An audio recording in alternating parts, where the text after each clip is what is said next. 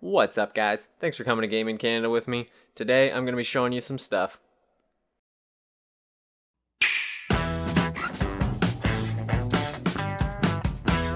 First up for the Switch news, we're over here on KGSWS's YouTube page, and as you can see, they've gotten Doom 1 multiplayer playing on the Switch. Now, the game is not actually being rendered on the screen of the Switch, but as you can see, the Joy-Cons are working and the game is actually running from the Switch's memory.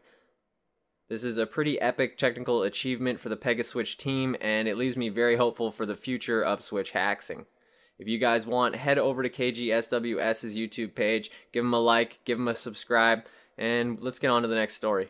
Up next, we're over here on Pluto's Twitter page, and as you can see, he's released an open source Switch user mode debugger. Although it requires kernel hacks, it might be useful to somebody out there that's trying to get something going on the Switch. The last story for the Switch revolves around a Joy-Con driver released for the PC. Now, if you check out this first question here, does this let you use two Joy-Con controllers as one X input controller? And yes, there's a checkbox to combine sets of Joy-Cons so they work as one device. If you happen to want to play some PC games with your Joy-Cons, or maybe even Zelda on Cemu with your Joy-Cons and kind of pretend that it's a Switch, you definitely are going to want to check out this driver.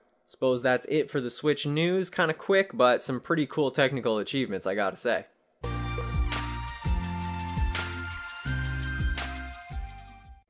Up first for the Wii U news, a new version of Cemu dubbed version 1.11.2 has been released, as well as a new version of Zelda. So if you guys were trying to get Zelda running perfectly on the new version of Cemu with the new update, then you're definitely going to want to go over to the Complaining Gamers channel and check out his video for all you need to know.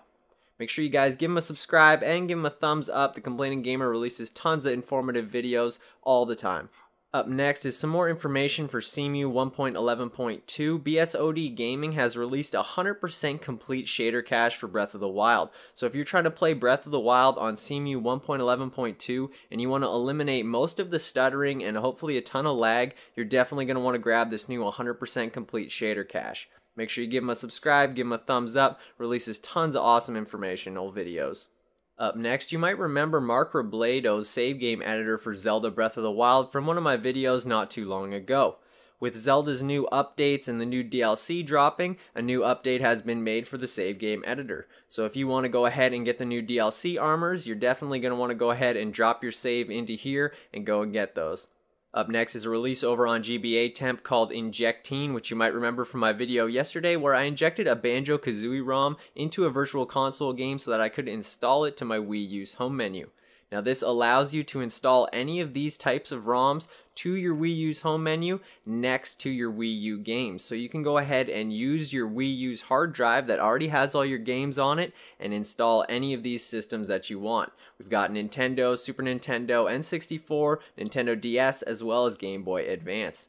Now at this point in time, this means we can hold all of the games that we play on our Wii U on the same hard drive as our Wii U games, especially if you want to go over and use Caterwaylay's Wii U Virtual Console injector, then you can go ahead and inject Wii U and GameCube games. I'm going to be making a new video on this soon as the injector has changed a lot and I need to update some stuff. Up next, we're over on AboodXD's YouTube page, and as you can see, they've created a Super Mario Maker level editor called Pointless Maker. Now, the reason it's called Pointless Maker is because this is on the PC, and while not entirely pointless, there isn't a full release yet, but in the near future, you should be able to edit Super Mario Maker levels on your computer. I think this is actually pretty awesome and might actually end up helping us in sharing Super Mario Maker levels between each other. If you guys want to check this out, head over to Abood's YouTube page, give him a subscribe, give him a like, you know the drill.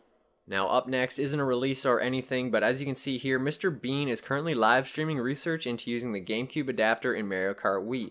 For the last little while, Mr. Bean has teased that he had the GameCube adapter working on his Wii to play Mario Kart Wii, but hasn't really made a release or too much public about it. As you can see, he was live streaming the other day where he was testing it out and it actually worked for a fairly long time before crapping out on him. Now, currently there is no release or anything at the moment, but very soon we should be able to play Wii games using the GameCube adapter, either on the Wii or the virtual Wii. Now, I know what you're thinking, can't we already do this? And no, you're thinking of using Nintendo with the GameCube adapter to play GameCube games. We currently cannot play Wii games with the GameCube adapter as it just is not recognized by it. Last up is actually some Wii news, and as you can see here, a new free homebrew entry point for the Wii named Flash Hacks has been released. Now I need you to head over to GBA temp thread and read the post by Full Metal 5 because it is absolutely longer than it needs to be, but it is very technical and very detailed, and there is actually an exploit buried deep inside of here. So in case you guys are interested in hacking your Wii in a super easy fashion, this actually requires no SD card and can boot things from the internet channel. Now this isn't going to work on the virtual Wii as there's no way to install the internet channel to the virtual Wii without using hacks already, but it will be very useful in the future in case you want to hack a Wii without an SD card. Now I somehow just squeezed homebrew news for the Switch and the Wii U into 5 minutes, so let's see if I can keep the 3DS short because there is a ton of stories.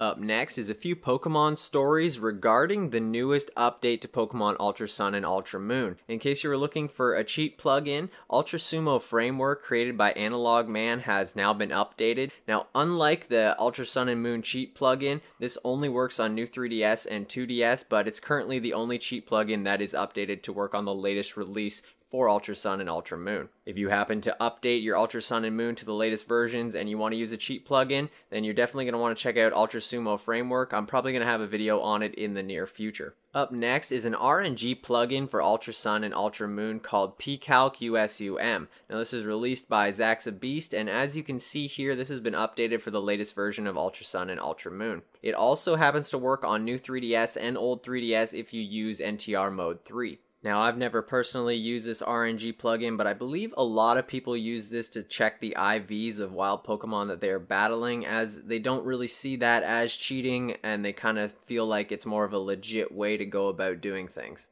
In case you don't want to do things the legit way, PK Hex has been updated with a few bug fixes for Ultra Sun and Ultra Moon and allows you to do a ton of ridiculous things like gen perfectly legal Pokemon and make shinies and do literally anything you want in the game. In the near future here, I'm going to be showing you guys how you can rip your save and use PK Hex to transfer your Pokemon over to a different game, either from your DS or maybe even from your Game Boy or even anything of that nature. Next up, we have a new release of 3DS Ident by Joel16. Now you can go ahead and read about the little updates here, but the main thing that I'm interested in is you can now hold the select button on boot to hide your unique info. So if you guys have ever seen me use this program in a video before, I believe I said I was scared to open up anything in it because there was so much info about my 3DS. Hopefully now I can go ahead and make some videos about 3DS Ident while I hold the select button on boot to hide all my unique info.